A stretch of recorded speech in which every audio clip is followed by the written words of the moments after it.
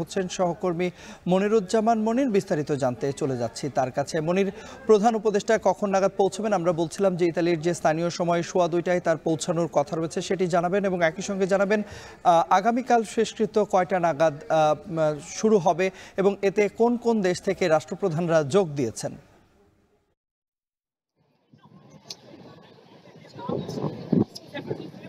ধন্যবাদ তন্ময়।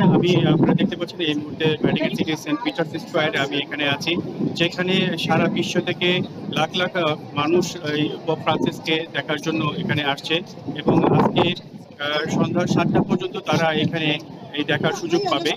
আর এই আগামীকাল যে শেষকৃত্য অনুষ্ঠানে সেখানে যোগ দিতে ইতিমধ্যে বাংলাদেশ সময় 12টার দিকে তিনি কাতার থেকে রোমের উদ্দেশ্যে রওনা দিয়েছেন এবং এই ইতালিতে তিনি অবতরণ করবেন 2:15 অর্থাৎ এখন থেকে প্রায় আরো 2 ঘন্টার মতো প্রায়।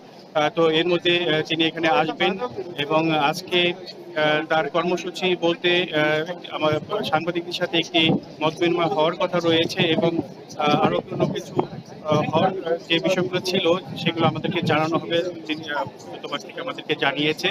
এবং আগামীকাল সকাল 10টা থেকে শুরু হবে আসলে এই ফুনারাল বা শেষকৃত্যের যে অনুষ্ঠান, যেখানে উপস্থিত থাকবেন বিশ্বের থেকে প্রভাবশালী যে রাষ্ট্রপ্রধানরা আছেন, নেতৃবৃন্দ আছেন, তারা এখানে আসবেন, যেখানে ডোনাল্ড ট্রাম্প রয়েছে এবং আপনারা জানেন যে পোপ ফ্রান্সিস ছিলেন আর্জেন্টিনার, সেই আর্জেন্টিনার প্রেসিডেন্টও তিনি উপস্থিত হবেন এবং জেলেনস্কি এখানে থাকবেন, যিনি ইউক্রেনের প্রধানমন্ত্রী।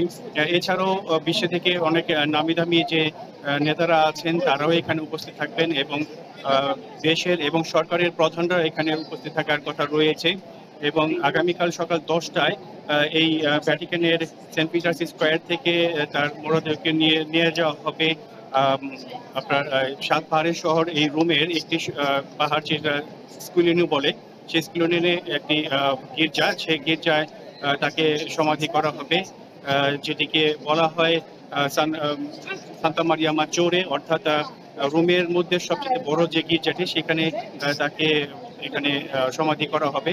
এবং পোপ ফ্রান্সিস তিনি নিজেই তার এই সমাধিস্থল তিনি নির্ধারণ করে গিয়েছিলেন।